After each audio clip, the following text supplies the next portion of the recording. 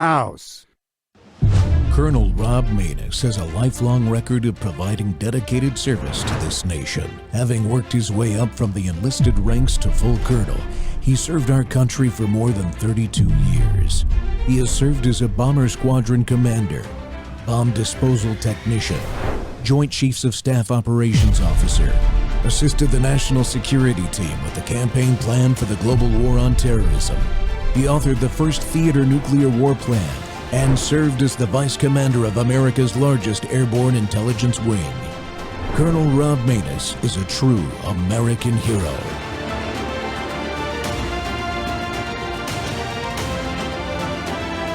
This is Rob Maness Live. Civilization is a very fragile thing. And in the Western world, particularly in the United States, it's been unraveling as the left and their allies in the courts have intentionally and deliberately facilitated the mass migration of criminal illegal aliens into our communities. These are people who are murdering and raping and pillaging American citizens on American soil. A country that was once the zenith of civilization, America, increasingly resembles the third world and is reverting to barbarism, as Ms. Romero's testimony so poignantly underscores. And instead of fighting for the preservation of our communities and the integrity of our nation's sovereignty, our colleagues on the other side of the aisle want to keep alien terrorists within our borders. And it's so many times district court judges are leading the charge. And I think that Judge Boasberg is an excellent example of that. Rogue judges, vetting of appointees, patience is running out with the FBI and money laundering. And welcome to Training Tuesday. The Rob Maness Show's live on Worldview Tube, our X Spaces simulcast, Rumble, YouTube, Truth Social Plus, Amazon Fire, Apple TV, and Roku. Well, that's right, folks. Rogue judges continue to attack President Trump's clear Article 2 powers, such as managing personnel in the executive branch and huge national security policies that help keep us safe. I know not everyone agrees with Laura Loomer, but she's been doing yeoman's work using her research team to expose vetting weaknesses in the administration's appointee process that need to be addressed. Look, this is a serious challenge for getting the things we voted for accomplished, so that's got to be fixed. And then there's the perceived lack of progress at national security state apparatus agencies, especially the FBI. Having worked in the federal government for over 30 years, I do get it. The director and deputy director at the FBI have only been in place a short time, and they need time to work the big things, but doing stuff like promoting the leader of the nationwide manhunt for January 6th grandmas? Come on, man. We need to see progress and accountability. The Epstein perps, the Trump assassins, and tracking down Islamist terrorists, cartel terrorists, and Chinese military-age male illegals that are in the country are all things we expect to see major progress on, and fast. Finally, the last segment's going to be great. The political money laundering seems to continue relentlessly with almost no investigations. Act Blue and USAID are only a couple of examples. Well, my guest today to discuss all this is Stephen M. Abramowitz. Steve is CEO and editor of the HeartlandJournal.com and host of the Heartland Journal podcast. The Heartland Journal is the original hometown print newspaper for Mill Creek, Washington, founded by an 82nd Airborne Army veteran dedicated to truth and patriotism. Steve, welcome to the Rob Maness Show. Hello, Colonel. Thanks for having me. Thank you for your service. How are you? I'm doing fantastic, man. It's Tuesday, and I've been wanting to do a show like this for a long time, and when the folks reached out to me and I said, hey, does he want to talk about anything specifically, they gave me a list. So this is great. I love it. I appreciate you coming on, but tell the folks a little bit more about HeartlandJournal.com. I know that you took it over after the founder passed away, unfortunately, and you're doing some great things with it. Well, thank you. Yeah, he passed away at a terrible time in the history of the United States. He survived being 82nd Airborne World War II, but couldn't handle COVID in the state of Washington and had to basically die alone in a hospital because they wouldn't honor visitation rights for his spouse. And so whether he was on remdesivir, whether he was on an incubator, we'll never know because they won't tell us. But unbeknownst to me at the time, he was asked by his now widow, what do you want to do with the newspaper if something happens to you in the hospital, Fred? And he said, call Steve. And so he did. He called me, and I said, I don't really have a lot of experience with this journalism stuff. I wrote a column for my college newspaper once about the Irish bar crawling in St. Patrick's Day, really so I wouldn't have to stand in line, and then let it go for the next 25, 30 years. But then I did take over the Mill Creek View, small town, hometown newspaper, created a website, created a podcast, and then moved to Tennessee and rebranded it as the heartlandjournal.com to cover the entire country for the news that I realized doing journalism, the left-wing mainstream media just wouldn't cover. So that's where you'll find news that those stories that need to be heard are not being heard, especially if they have repercussions in all 50 states. But they don't want you to know that in LA or New York, or DC, where the big media outlets are. So I filled in the gap. And that's exactly why I jumped at the chance to get you on as a guest on my show, because that's what I do here. Look, my profession is the profession of arms, blowing things up and hurting people and killing people and breaking their things and everything. I had no idea that I would be in the media business, as weak of an income as that is. But in the media business, is there income? I didn't know. No, there's not any income. There's revenue only, and then none of it turns into income. That's right. I agree. But you know, the facts are the facts, and the media has stopped putting the facts out. So here I am, and I appreciate you coming on. Well, let's talk about rogue judges. What are you guys writing about these rogue judges? I tell you, man. As somebody that's sworn an oath to give his life for the U.S. Constitution, I've read it multiple times. I carry a copy of it with me. I had an uncle that served in the Air Force that in his casket when he died last year, his pocket Constitution, worn out, was in his shirt pocket. So we read the thing, and these judges really are trespassing on the enumerated powers of the presidency. I don't think they have read it. A lot of them have been exposed to have never been judges before their appointment, so they were activists. Some of them were not even born in America, although that is not a constitutional obligation. That is for president.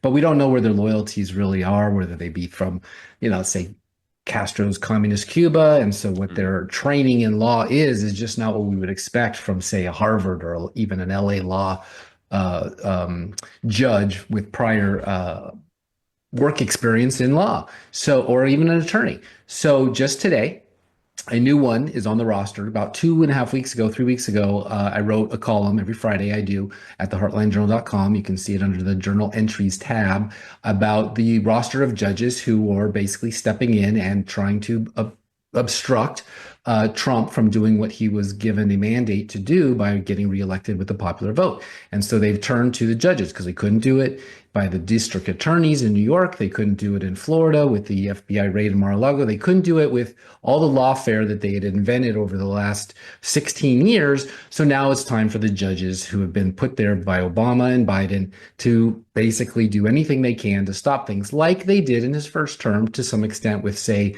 what they called the Muslim ban from a judge in Hawaii. But it wasn't really a Muslim ban, as you know. It was just a lot of countries that happened to have a majority or even just a large minority of Muslims from those countries, but they were terrorists. It was an anti-terrorism move. But just today, there's a new one that I get to add to the roster, a Biden judge named Jamal Whitehead, Seattle University grad and University of Washington, ordered Trump to admit 12,000 refugees into our country. Well, why a small-time circuit judge thinks he can get away with that is because the chief of them all, Roberts, is letting him. As will all the judges above him and his local DA and AG of Washington State, who's now governor. And it was judges like that threw those roadblocks at Trump in the first term, and they learned that they could do it and get away with it. Bob Ferguson, the new governor, former AG of Washington State, sued Trump administration 99 times at taxpayers' expense, no wins, but obviously bogged down the Justice Department, which is responsible for him, making it all that much harder. I can go down the list of all these judges if you're interested, sir. from Judge Royce Lamberth blocking the dismantling of the United States Agency for Global Media. Judge Indira Talwani said Trump could not end President Joe Biden's parole program that let 500,000 migrants from Cuba, Haiti, Nicaragua, and Venezuela into the country. Normally not the domain of judges to weigh in on, but here they are. John Woodcock Jr., Edward Chen, Stephanie Gallagher said the Trump administration must facilitate the return of a suspected gang member from El Salvador who was deported. William H. Orrick, Judge Benjamin Settle, and Anna Reyes said the Defense Department had to allow people who identify as transgender in the military. Just today, the Supreme Court of all places threw that one out, but the three justices, Kagan, Sotomayor, and Ketanji Brown, said they would allow the lower court to stand in that, which means, what the heck? Who put them there and why? And of course, we all know Judge James Boasberg now. He's a household name. Paula Zinnis, and let's just say two more. Colleen Collar-Cottley and Judge Amir Ali said the Trump administration could not put a blanket pause on foreign aid funding. Now, since when does a judge do that? Exactly. Where does this concept of lower district judges being able to put a nationwide injunction on the executive branch, where does that come from? We all grew up in the same country. We've seen that was the first Trump administration. That's when they allowed for the Muslim ban, as they called it, to be enjoined by a judge, and then it was followed up, and they just kept doing it and doing it and doing it. And the people who were supposed to be the checks and balances on these judges, which would be attorney generals or governors or Supreme Court justices of the United States, didn't stop them. So they just kept going and going and going. And now we're seeing it on steroids. And none of this is the job of a judge. But Biden and Obama, with assist by looking the other way from John Roberts, is making Trump's popular vote mandate harder. And they are unelected, most of them. Oh, yeah. Well, is there anything to stop the president from directing Pam Bondi, the attorney general, from issuing a finding that says, hey, these judicial actions are direct interference and contrary to the Constitution in Article 2, and they're unconstitutional? No, I wish they would. And Congress is there with the Republican control of the Judiciary Committee in both the Senate and the House, Jim Jordan and Lindsey Graham. They're on vacation most of the time of those first 100 days of Trump, 80 or so days of it. I mean, many of these judges issue these rulings have very strong ties to the Democratic Party.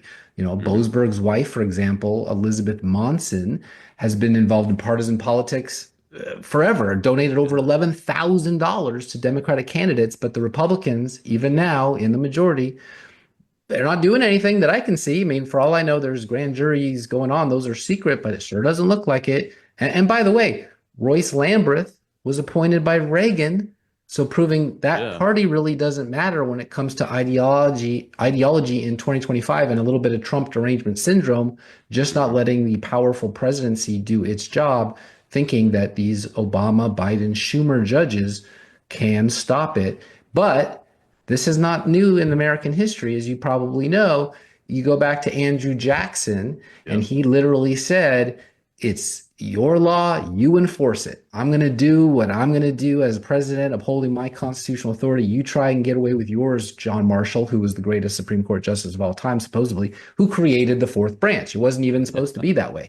So to answer your question, sorry if I'm ranting. It just makes me very bothered because I like the letter of the law. I don't like rogue judges going rogue. There's going to be a constitutional crisis, and it's going to come down to Roberts and Trump, and who's the bigger guy, who's stronger, to make the presidency back to a strong executive, or are we going to be ruled by judges like in the Old Testament? And that didn't work out so well, even for Samson. And it's not working out well in countries where that's being allowed, quite frankly, that are not the United States of America, Steve.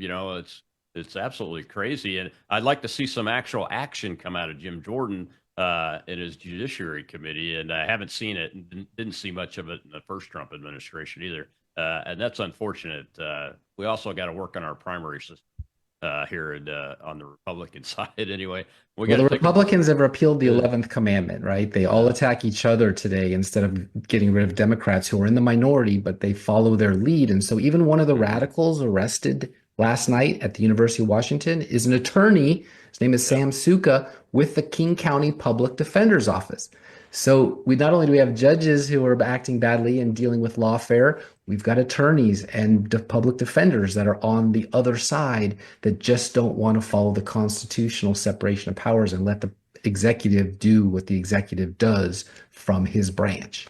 Well, the other side has said very often, it's just a piece of paper. Why do we have to do anything with it? We got to take a break. When we come back, we'll go to our next subject. Because I'm excited to hear what you have to say about that, having learned more about the journal and what you guys do there. We'll be right back with Steve Abramowitz of the heartlandjournal.com.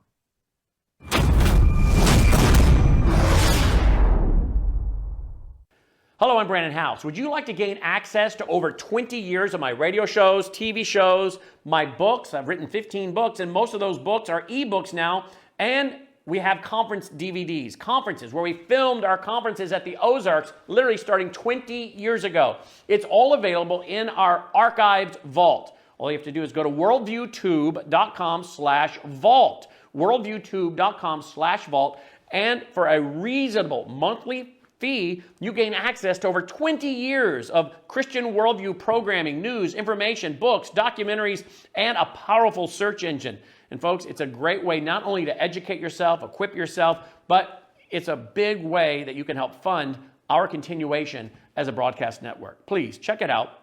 worldviewtube.com/vault, worldviewtube.com/vault, and help us continue pushing out a Christian worldview.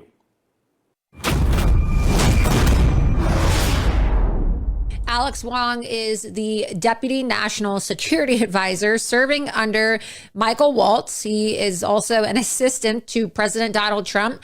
And if you're following my reports, then you'll see that Alex Wong is one of the individuals who was in this Signal chat that Michael Waltz is now taking responsibility for setting up. But if you look at the Signal messages, it clearly says that, oh, Alex Wong is my deputy and I put him in charge with making sure that everybody gets in this chat.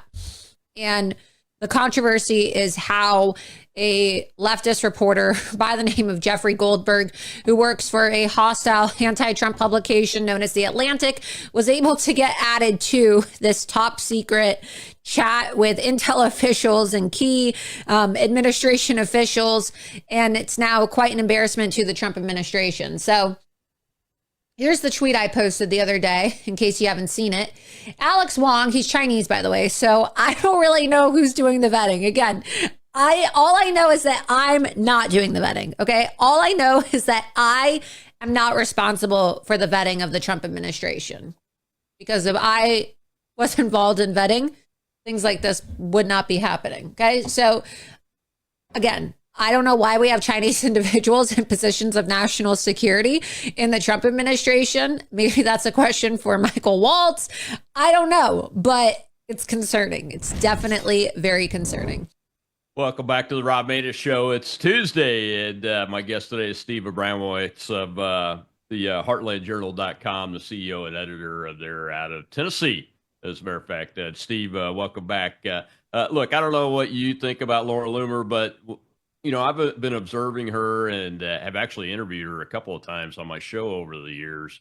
And when she's doing research and has her research team on it, she comes out with some very truthful and startling facts that usually scares everybody half to death. Now, I don't go into the whole, this is a Chinese guy. The guy's a Chinese American, folks. But still, the fact is what the guy's background is and his wife's background and all that. That's just one example. You know, she's come up every couple of days. Laura's coming up with new names that are being named and appointed or trying to be appointed by the president and his team. And there is a vetting crisis in the White House, isn't there? There is, yeah. And I have not had the honor of interviewing her yet. I hope to. I think she does do great work because she basically doesn't we love people of lovers of truth is what I always say on the opening of my show. And she will go where the information takes her and not be shut down, as we have seen many of the mainstream folks absolutely will, or just look away, look away, look away. And one of the problems I believe that we're seeing right now, and I was worried about this even before Trump won re-election, is who was going to be there to support his agenda? Would there be MAGA Republicans in Congress and the Senate to actually help him? And the answer is no. And so she's been very good at pointing that out. So, for example, Republican Senator Tom Tillis of North Carolina, a red state, is up for re-election next year, but he said he will not support Ed Martin for U.S. Attorney for Washington, D.C. Ed Martin is the kind of person that you would vet and say, yes, he should come into the government and help us find the bad guys, expose the dirt, get the deep state cleaned out, these Aesop stables, and Laura would be right on board with that. But no, the Senate won't allow it. So that's just the first 100 days. Watch what's going to happen over the next 1,300 of Trump's term, or likely faster over the next 365 days when the midterms come and the Democrats expect to take back the majority. All of this will be for naught. It'll be washed away because these are executive orders that Trump's been able to do. They haven't codified it in the Congress to make this law, just like he's been able to undo Biden's stuff. The next person will undo Trump stuff if they get a chance. So it has been crazy. Just bear with me 1 second. Maybe Trump doesn't care about this type of stuff, these little minutiae in the rear departments, but personnel is policy. You know this. So when he nominates a gal like Dr. Jeanette Neshawat, I think is how you say it, the sister-in-law of now fired NSA chief Michael Walls, Dr. Jeanette, she couldn't tell the difference between in a malpractice suit against her in New York, allegedly misdiagnosing an object under someone's fingernail, and couldn't distinguish between an infection and a foreign body. At HHS with Bobby Kennedy, you got a bunch of Biden holdovers. For example, Ms. Stephanie Speeder, she was named Deputy Chief of Staff to Kennedy. That's a big job. She's founder of EcoWatch, not a MAGA, or I should say Make America Healthy Again organization, and a real Trump hater in Will Ruger, a Koch ally gets to work under DNI Tulsi Gabbard. That's what everyone blames VP Pence for, his connection with Koch to be anti-MAGA. So we're just repeating the same thing with personnel. I could say more if you want. I mean, Ashley Bondoc, she helped ICE detainees file asylum complaints against ICE. So that could hurt Tom Homan, who's been actually working night and day to deport gangbangers. She's assistant to Stanley Woodward. He's a new pick for Associate Attorney General next to Bondi of the Epstein files are on my desk office any minute now. Why is a woman that helped criminal aliens now in the Department of Justice? Yeah, exactly. And I have to say about Mr. Woodward, when I saw the reporting on that, I've interviewed a lot of January 6 folks, and he really has helped a lot of January 6 folks in his job as a defense attorney. So we have to point that out. But, I'm glad you brought up the senators, because one of the things that I'm finding is that Senate staffers for some of the, let's call them more establishment-y folks, maybe neocon, warmonger type folks, are getting positions under these political appointees, and they're not going to fight for things like President Trump's approach to peace through strength and wanting to end wars instead of start them. No. That's one of the things I'm very concerned about, and I've seen some of the names. And they're not going to help Robert Kennedy either, and they're not going to help Tulsi Gabbard, and they're not going to help any of the people that are there with a mandate to clean house. And so when I see them appoint these folks, it just sort of reminds you, because I've been taught, remember the names, that is promoting the deep state. That's not exposing or getting rid of the deep state. It's making that shallow state all that much more shallow. Yeah, we saw, I can't remember the gentleman's name, but the FBI move to promote the guy that was the lead strategist for the January 6th manhunt. When you mentioned Jan 6, I thought of that. You're absolutely right. Yeah. Yeah, it's the same type of thing. What do you think is driving that, Steve?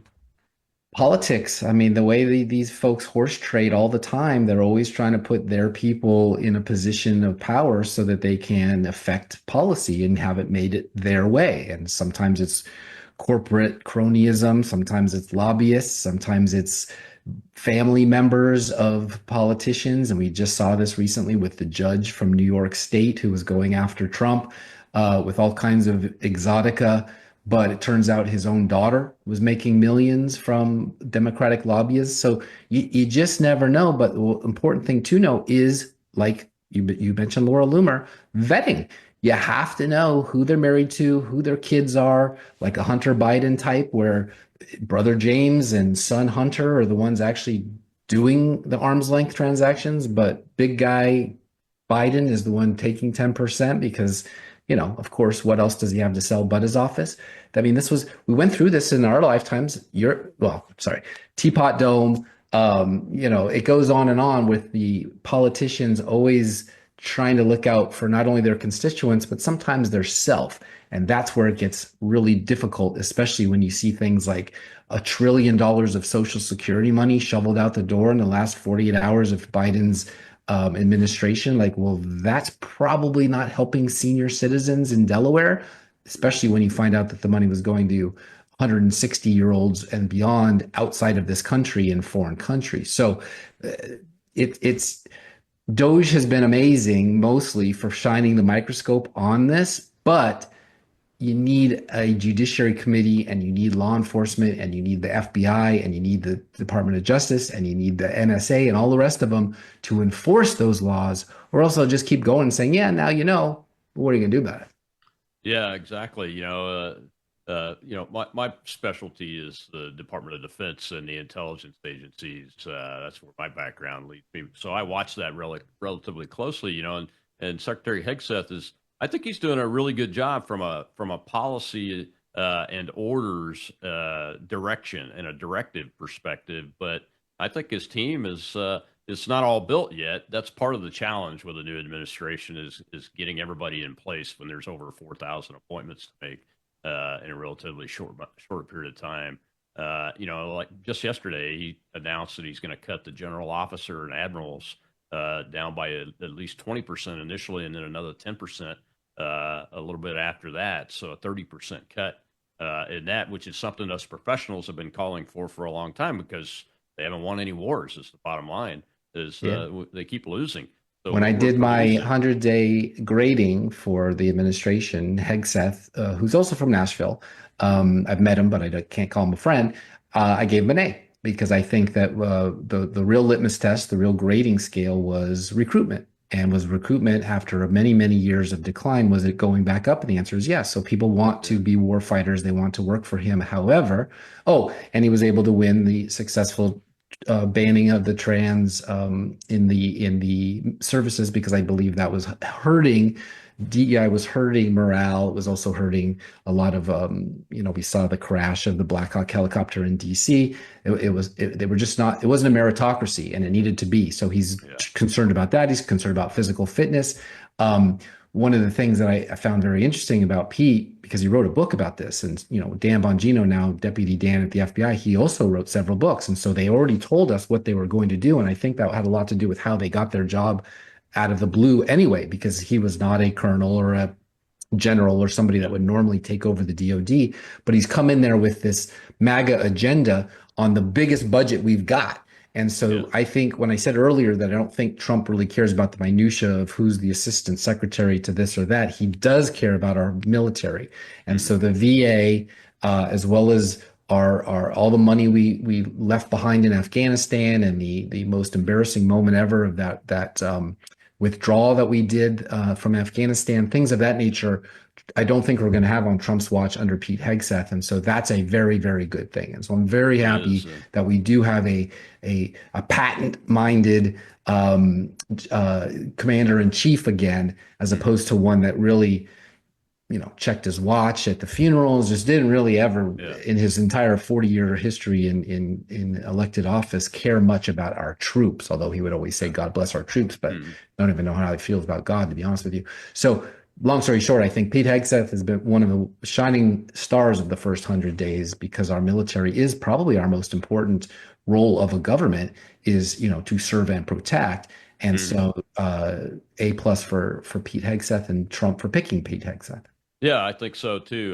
What I'm concerned about is places like the Undersecretary of Defense for Personnel and Readiness team. When I see Senate staffers and congressional staffers as his chief of staff in that area, and they're trying to get people from the COVID vaccine mandate back in, and every order they issue has more problems than it has solutions. And it's pointed out by the people that were harmed, and not the right things are happening. So it tells me there's a disconnect there, and we got to get all these nominees in to position to take care of that business, because their staffs are still resistors. I'll just say it out loud right now, Pete. If you ever come across the staff in USD PNR is resisting. And that is what the deep state technically is. And what we were able to see when they released the Kennedy files, finally, after 50 something years, is that the intelligence community as a whole has all been very much co-opted to be a set aside from Trump's MAGA agenda. They tried to kill the guy twice. Yeah. So what we're seeing is the deep staters that you're talking about are still there.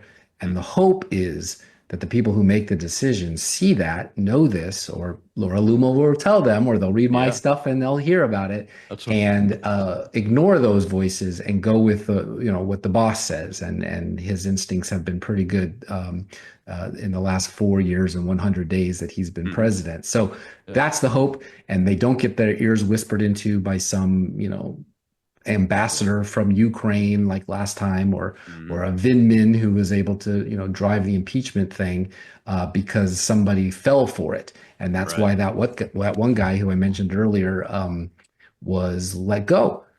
He had a very cushy, high profile job, and they said, sorry, Mr. Walls, you got to go be ambassador to something else because we're onto you. We know that you were put here by people who didn't have our best interests in mind, aren't America first, and we're going to find somebody else who is. If now the hard part, the first 100-day honeymoon is over, the Senate has to confirm these people. They're maybe not as on board, thinking that it never gets better than the first 100-day honeymoon, and now he's a lame duck and he can't run for office again. So they're back to their old ways. Yeah. It's gonna be up to some serious people to do some serious things, which is why I always said Attorney General is the #1 pick for Trump in the second term, because that's the person, whether it be Matt Gaetz or now Pam Bondi or whoever's next, that has to actually lock some people up and punish them for bad behavior, or otherwise they'll just get more of it. Yeah, we lost a good one in Matt Gaetz. In the next segment, we're going to talk about the FBI. I mean, you could throw in the DOJ there too, because there's a lot of frustration building. I'm watching it online. I'm connected with a lot of the folks that are watching that very, very closely, and it is building. So we'll be right back with Steve Abramowitz of the HeartlandJournal.com here talking about news of the day and all the issues that are popping out of the woodwork.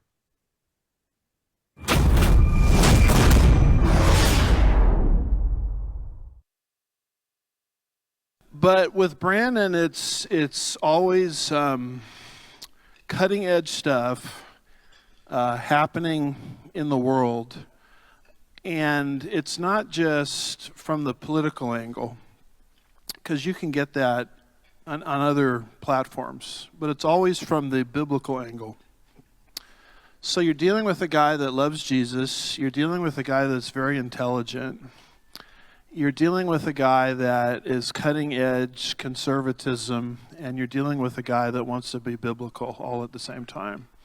And so for that reason alone, I hope many, many people will not just lift up his ministry in prayer, but will also financially get behind it, because from the angle I'm trying to describe, he really is the only game in town. And we desperately need it in these last days. Can I get an amen to that?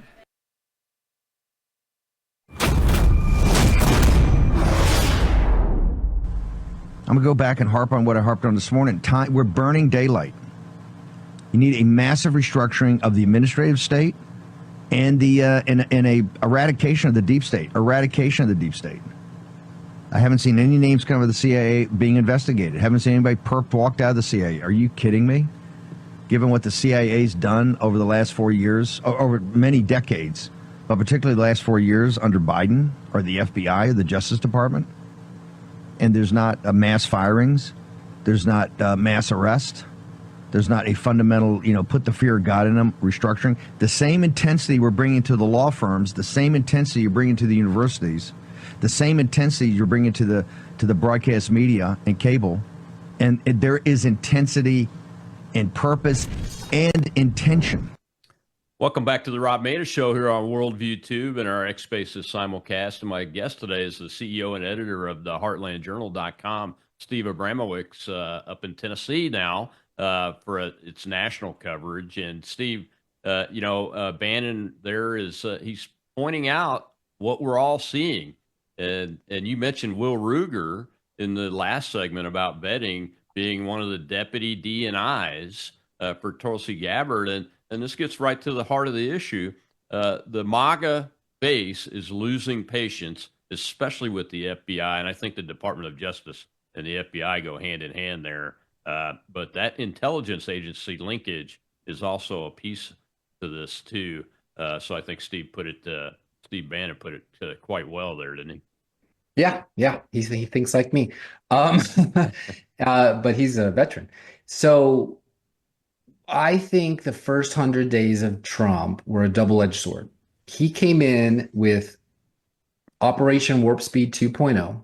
No offense intended if anyone's vaccine injured, but they came in with Elon Musk and Doge, and they started looking under all the corners and finding all the money, all the wasted money. And they even created a little counter on the debt clock that showed how much they're saving by firing people and doing all this wonderful stuff. And that set the precedent of the tone of the administration that we all thought we worked for so hard for and prayed for during the campaign leading up to his, assassination attempt and then right into Inauguration Day. I remember how nervous people were leading up to Inauguration Day, that is he going to make it? Are they going to blow up the entire White House? Like, there was some serious panic going on that we weren't going to get our agenda filled by some unforeseen circumstance. Well, he got there and they did that.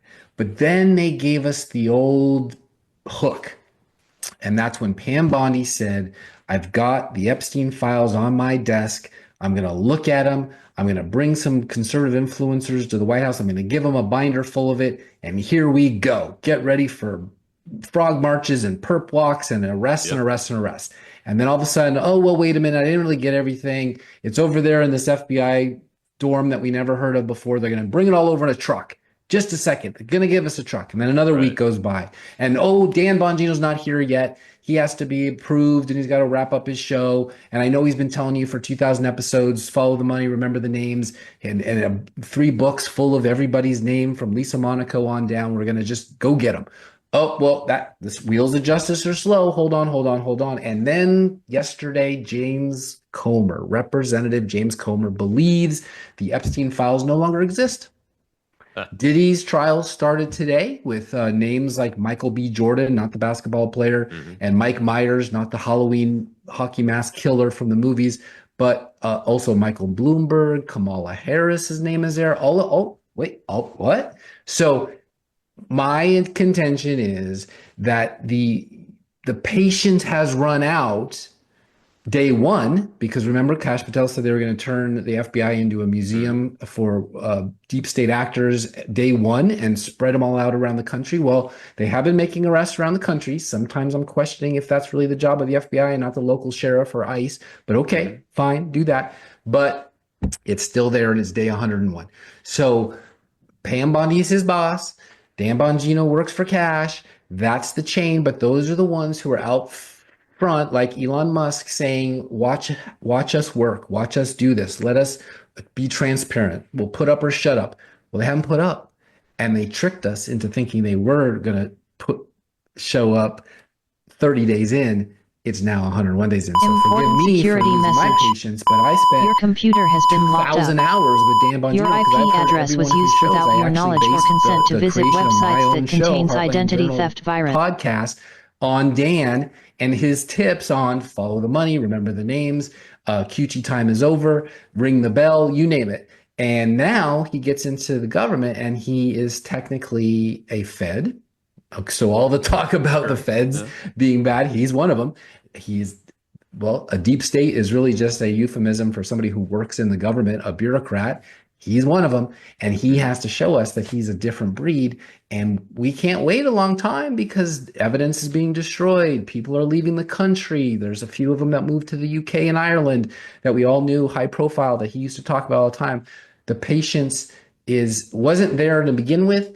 We took a breath because we figured, okay, get him in there, let him look around, find out where the coffee maker is, where's the executive bathroom, and then go open your book, chapter 4. Let's just arrest those 3 and let them defend themselves with an attorney in front of a judge instead of, make the case and then go get them. Well, here we are talking about it still, and then none of those cases have been made. And now the Diddy trial is going on. So he made it through. He hasn't been Epstein. He's going to actually testify. And names have been named. The FBI didn't do it. The court of law did it. Yeah, I mean that's one of the frustrations that I hear all the time is and Dan's I consider him a friend. We've shared the stage before together as political candidates and rallies and those kind of things. So look, I'm a believer. I think he's as honest as the day is long. But you can only put the tweet out and say, hey, here's what's going on. I can't talk about everything. You can only do that for so long. Even the president of the United States today, this morning, Steve, I saw a clip of him say something about one of the agencies. Well, we can no longer say this was Biden's issue. The folks that I have running the government now, it's time to lean forward and lean into this because now it's our issue. I mean, that's really where we're at here in First of May after a January 20th inauguration, isn't it? Yeah, I mean, that's actually quite much of a leadership general commander-in-chief thing to say because Biden spent 4 years saying it was Trump's fault, and Obama spent 8 years saying it was George Bush's fault, everything from economy to wars to you name it. Whereas Trump's saying like, hey, 100 days was the old guy's act. Now it's us, blame us. And so that's good because that'll motivate these folks down below him to say, ooh, it's on me now. I actually have to do something. I can't pass the buck and say, oh, it's Pete Buttigieg's fault that the trains fell over. They're my fault now. So, I think that's fantastic. But again, Dan is in a unique position because he took a $4 million pay cut, right? They said that he was going to do this. So he goes into government being altruistic. I'm not in it for the money. I'm not in it for the pension. I'm in it to fix things. And I've got these 3 books that have been published that I bought. Somebody bought them and he made a little money on it. He didn't get rich on it, but he did it. That actually have the names. Right. So if he doesn't now say, just like in chapter 18 of my book, Follow the Money, I'm arresting George Soros, Bill Gates, and this was on the account of, and here's the case. Literally his first book called Spygate they were case files. Every chapter was like a case file. So it's done. You just needed an actual prosecutor to actually do it. And if that doesn't happen in the next 100 days, let's just say, we're going to all have to question what in the world is Dan Bongino, the guy that we loved and admired and listened to and bought his books and bought his t-shirts and tuned in every day for an hour or 3 if you listen to his radio show. Do we waste our time? Who was he really? What is this? Who were his sources in the Secret Service that would always tell him, we know this, we know that, we know this. Were those deep state actors tricking him, making us all fall for the old mouse trap, with the cheese? We don't know yet. Incomplete. We'll see. And like you said, I love the guy. I spent hours listening to that guy in my headphones, walking the dog and all the rest in the rainy Pacific Northwest before doing all of this. And I want him to be like Tombstone. I want him to be like Val Kilmer in Tombstone and come in there and say, justice is coming. But we don't have indefinite amount of time because political capital is being wasted every day towards the midterms. And we don't have a lot of patience because some of these people really were bad. And remember Jim Comey got his house raided and they took a bunch of top secret stuff out of there and he gave his friend at the New York Times a lot of that. That's a federal offense. We don't have to have a long drawn out case made like Al Capone to put him away or at least fine him or some kind of take away his law license. I don't know.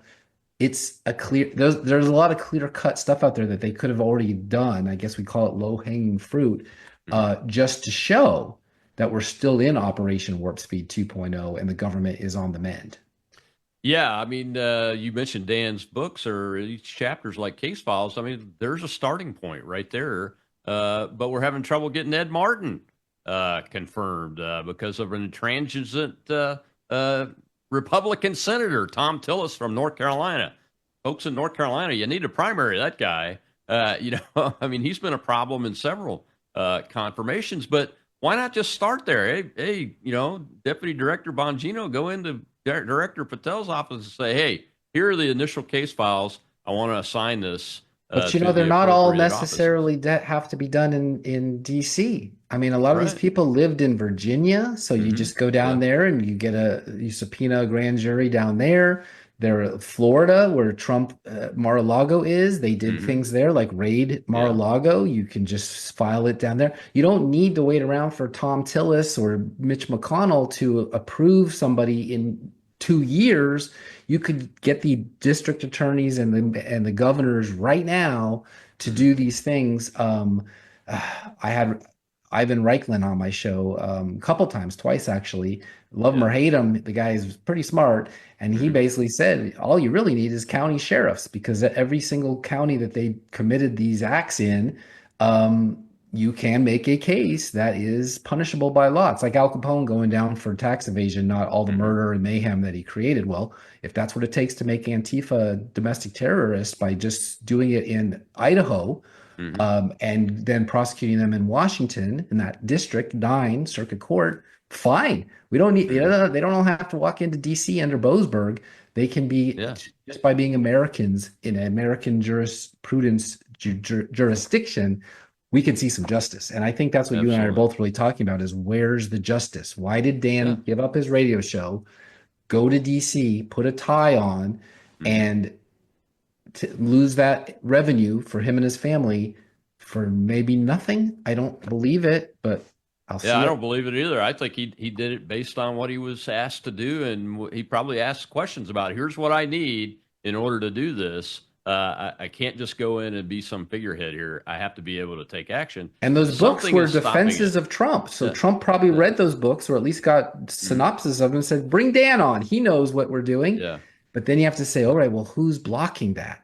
Somebody's Not blocking just the Judiciary Committee that oversees the Justice Department, but somebody at the Justice Department is saying, yeah, Dan, settle down, sit down, relax. We're going to do this at our pace. And that's the question is your pace reverse? Is it neutral? Is it 1 mile an hour? Or are we going to go back to warp speed? Exactly. Well, we got to take our last break, Stephen. We come back, we'll talk about one of my favorite subjects, money laundering by political parties, mainly the Democrat Party. But I want to get your opinion on something that we learned in the USAID investigation from Doge and Elon Musk. We'll be right back with Steve Abramowitz, CEO and editor of the HeartlandJournal.com.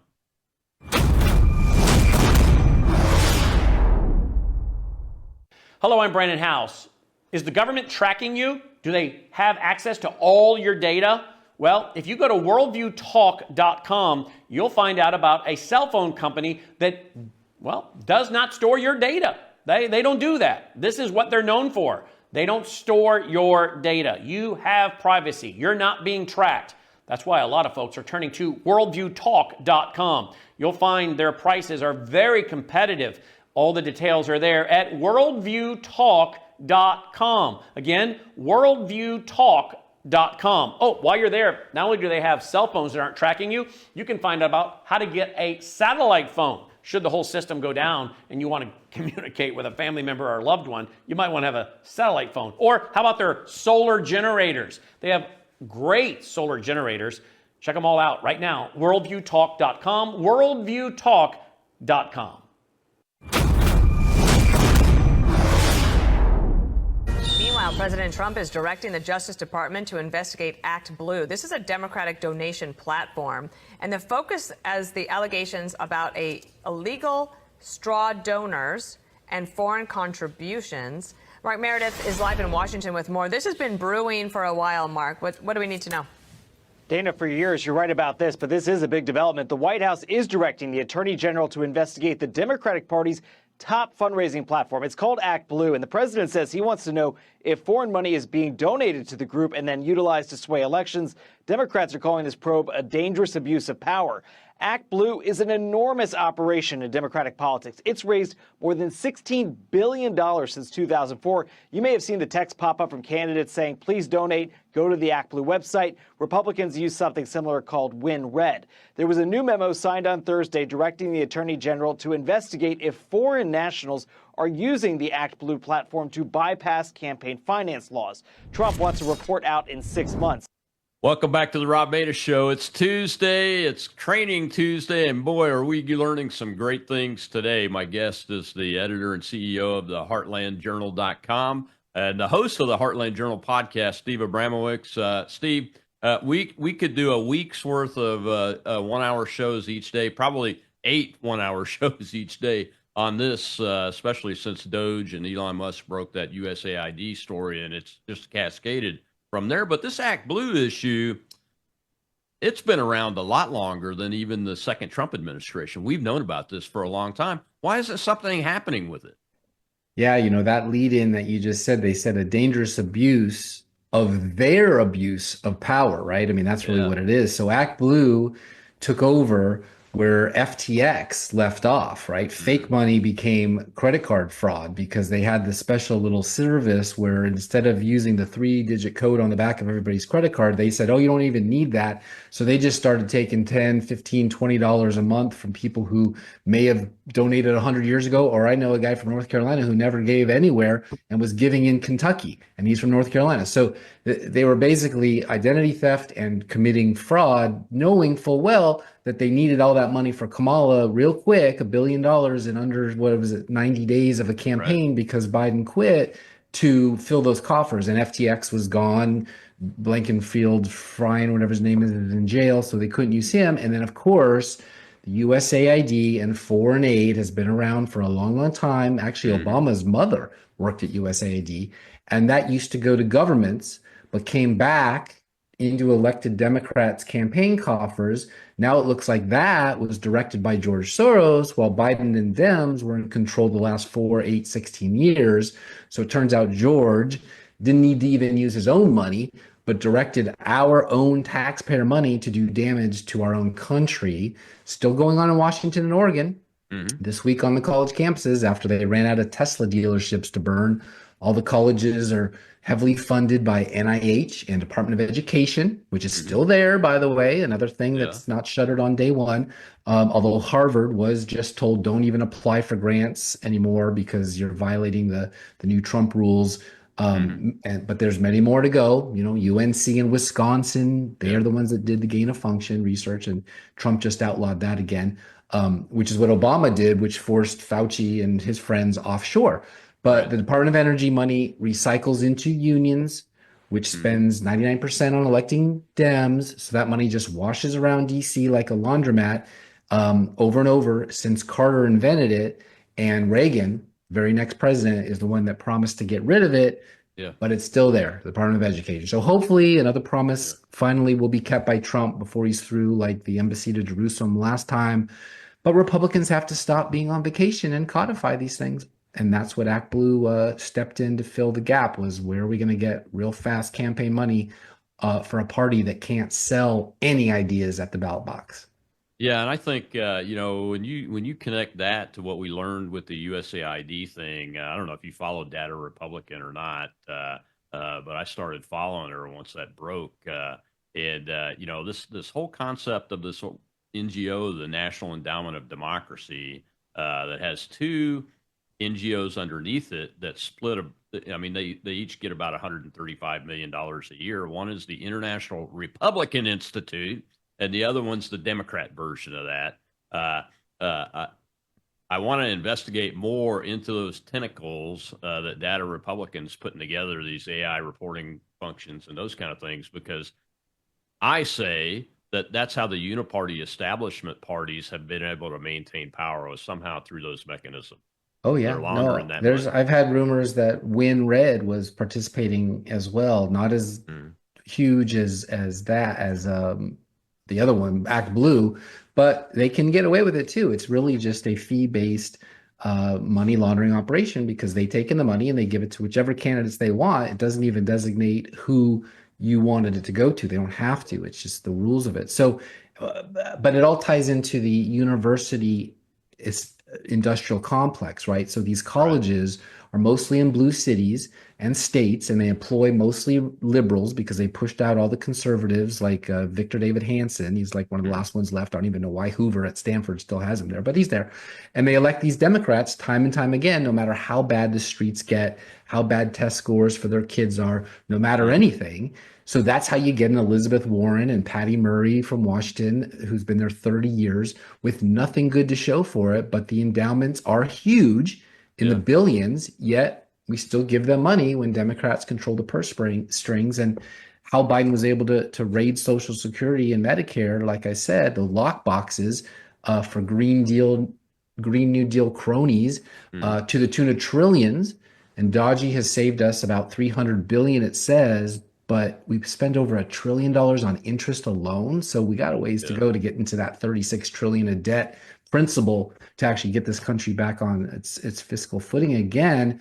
But the politicians don't seem to care about that because they just passed a law codifying for this year Biden level spending for the new year under Trump. So those are Republicans, right? So the problem is they all have a vested interest in money in politics. It's just a fact. Sometimes that's all they really care about. Some of them go into Congress with $5,000 of credit card debt, come out with $100 million like Nancy Pelosi. It's amazing. We just aren't.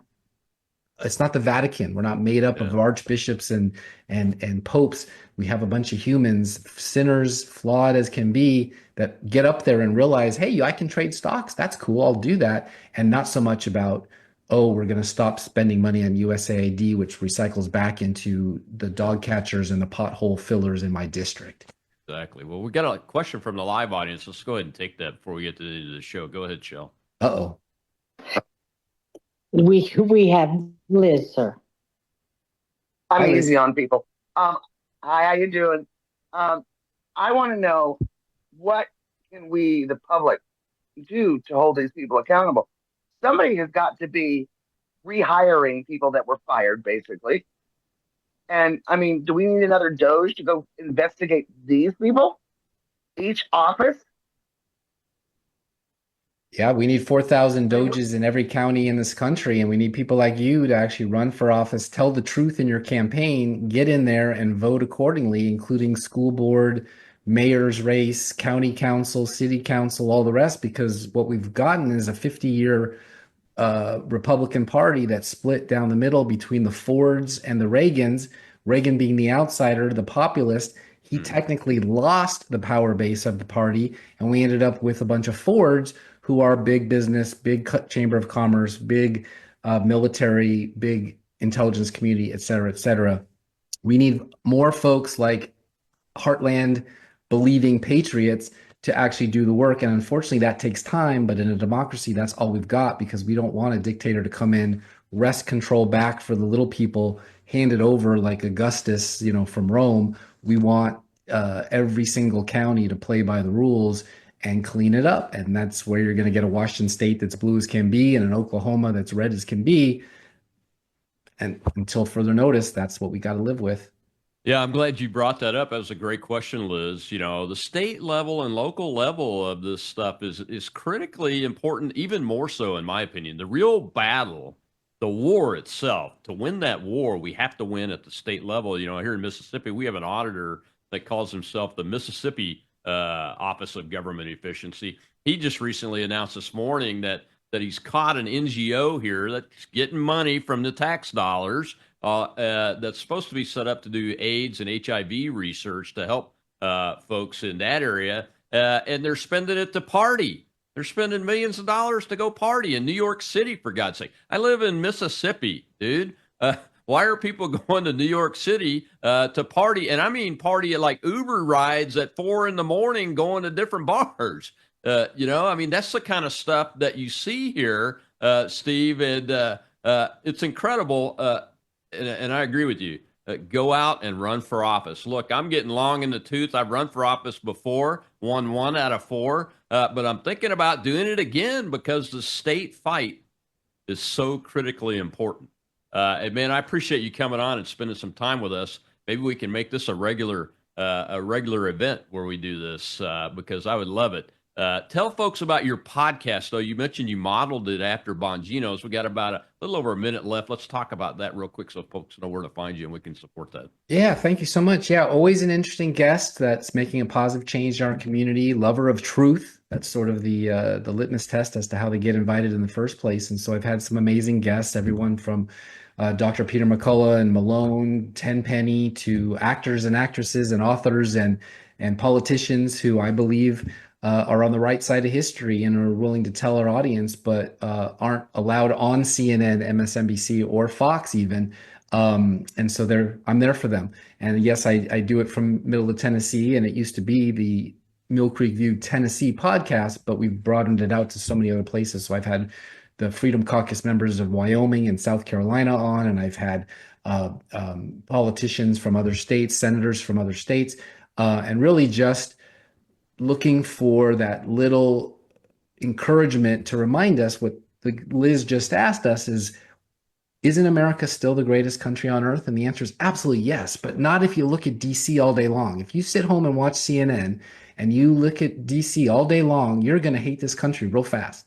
Don't do that. Listen to a podcast like mine. Look for the encouragement. Look for where Jesus was telling us that there's a better way to live, and render unto Caesar what is Caesar's. But in your own soul and spirit, look for the heartland. Look for the patriotism. Look for why America is so great, and literally the greatest country on earth that was founded on liberty. The only one to ever be like that. If we can keep it, let's be virtuous. Let's talk common sense, and let's make this country better. Well, thanks, my friend. Keep up the great work. Tomorrow is Whistleblower Wednesday, and I've got David Pine, National Security Strategist, coming on board to discuss peace through strength, and we're seeing some cracks in the strategy, and a lot of us are very concerned. I'll see you then.